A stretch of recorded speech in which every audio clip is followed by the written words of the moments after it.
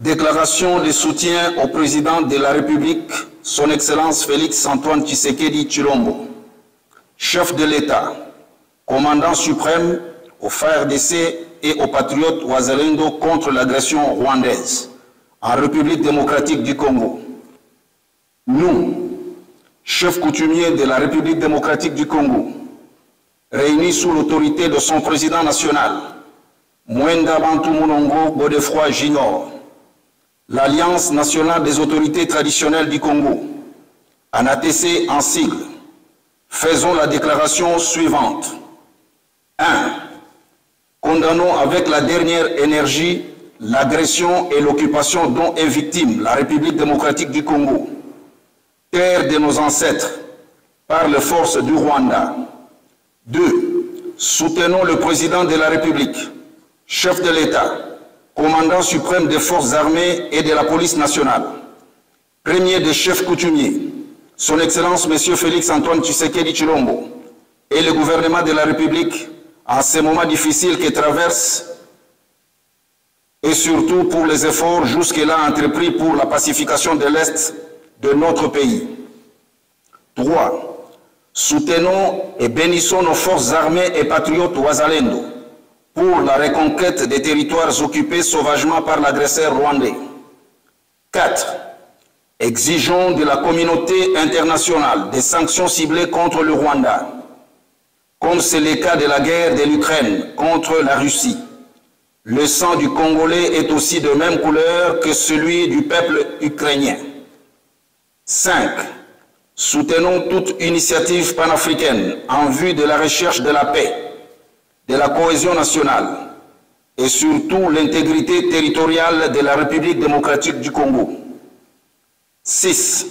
Encourageons la population congolaise, où qu'elle soit,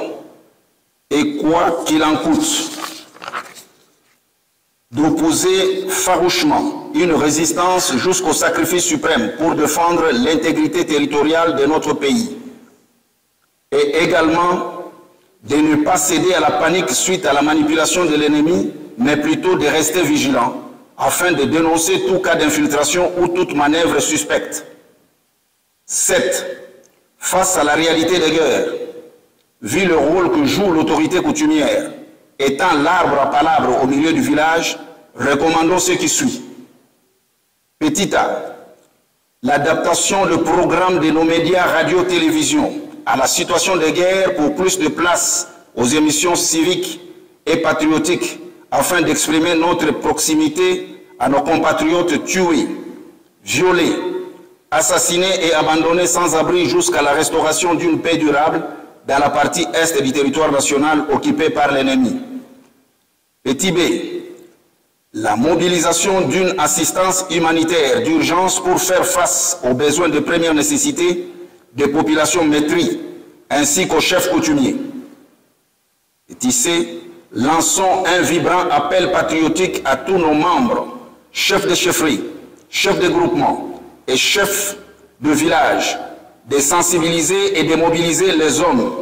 les femmes, ainsi que les jeunes à s'enrôler dans l'armée et services de sécurité pour défendre notre unique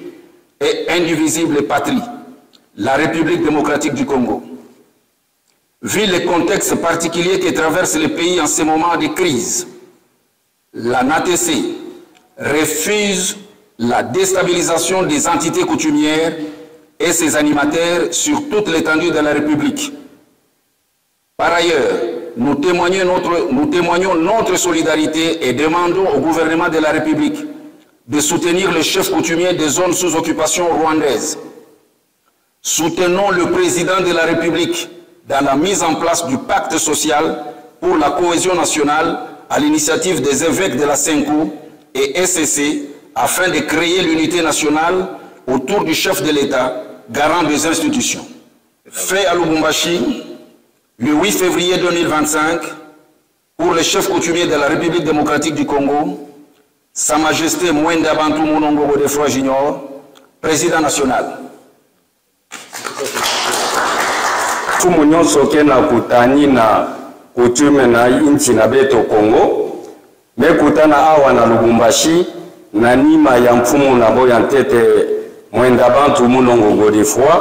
sambu na kuyindula mambo ina keluta nanchi ya mvimba betu ketala ntete makambo ina kena kuluta na est sambu na bambeni ya iba Rwanda mekotila nchi na betu yo ina bome yindula nde bom tula kikesa bo sangana bao nyonso na kimvuka na président de la République son excellence Félix Antoine Tshisekedi sambu bitumba ya kuvanda ya beto nyonso bome katuka na kulomba pi bome katuka na kupesa kikesa na ba FARDC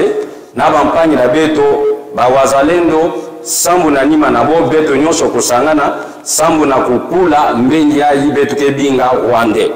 yo ina beto mepesa makanisi yai na mfumu na beto président de la République na gouvernement botula kikesa na kutula nyonso sambu FARDC na population nyonso ya Congo kununga bitumba yai sambu yokele bitumba ya beto nyonso na Congo yo ina beto mekatuka na kuvukana awa na Lubumbashi yo ina beto mepesa makanisi na beto na président puis na gouvernement na beto sangisha ku Lubumbashi autour wa président wetu Mwami Mwenda Bantu udi président national wa banfumbons ba ditonga dia Congo kati wena baluchana anata parce que tudi ni baluishi kuditunga ba Rwanda batu boelela bena mufongo ni bene chumunda kipatu balubwa ni twele mei mwabumwa bakutangela mushindu kai utudu mwako kubafatula kadi ndindo mbanwenu ban betu bons ba kukasai banfumu bons badi kaba inetu leluto bwani ikalai ni dimuka bakutangila kwambila songo luma yonso d'abord wabo kudi enrôler mu armée 2 wa dénoncer muntu yonso dubwele kana mumalu abena mufongo wa tudi ni chaku kwa chishamfu mwadi tunga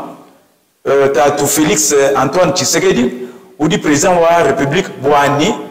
tuchimula mvite kimitangile mfumu yeye nkayende to mvite mitu tangile tu bonso tu lomba bwani muntu mwene mufongo muntu udi ni meswa nai yebo mwana mwabudi bantu abubikala koko akeba mwaku o kwambila autorité udi soit militaire soit judiciaire ou policière ou tout kuba dénoncer kadi tout lomba bwani tout bonso tukala chintu chimwa boku Jean Viteye merci wabunyi lelo ba chef coutumier basangani autour ya président national Mwami Munongo Benda Bantu ona kotala makambo oyo izali kolekana mboka na biso oyo ba Rwanda baeko bundisa biso na kati ya mboka na biso yango wana tosanganaki toyeko soutenir président de la République na ba initiative oyo azali kozua pour que to recouvrer intégrité territoriale na biso na ndenge wana nyonso biso ba chef coutumier nous allons soutenir l'initiative du chef de l'État, Félix Antoine Tshisekedi, na ba forces armées, na ba wazalendo. Na yango nous allons soutenir bango na ndenge nyonso. Yango tozi ba initiative. Tozi makanisi ya kosangana pour que tout le bapolele to condamner polele ndenge Rwanda na batu na baza kolanda e bazali komonisa biso peuple passe. Yango tozi ba décision nous soutenons. Bande kona biso chef coutumier oyo bazali ko bombana tozali simana bango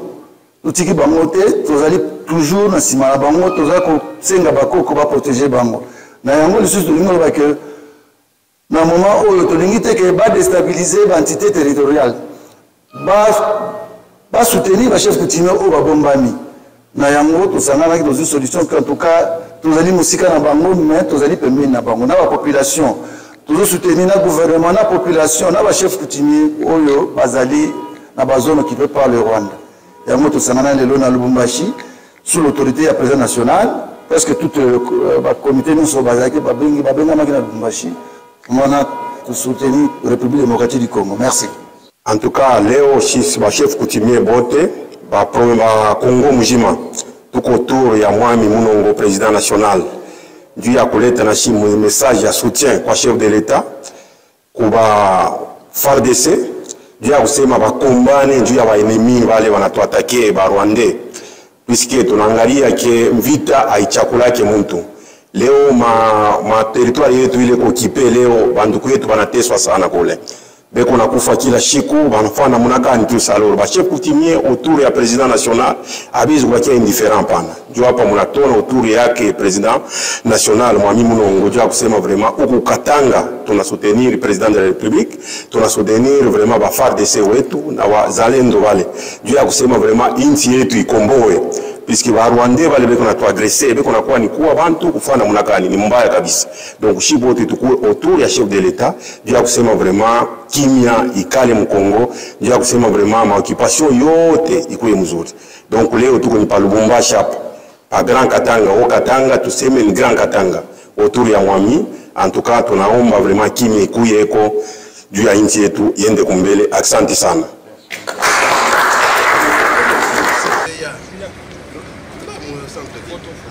Photo.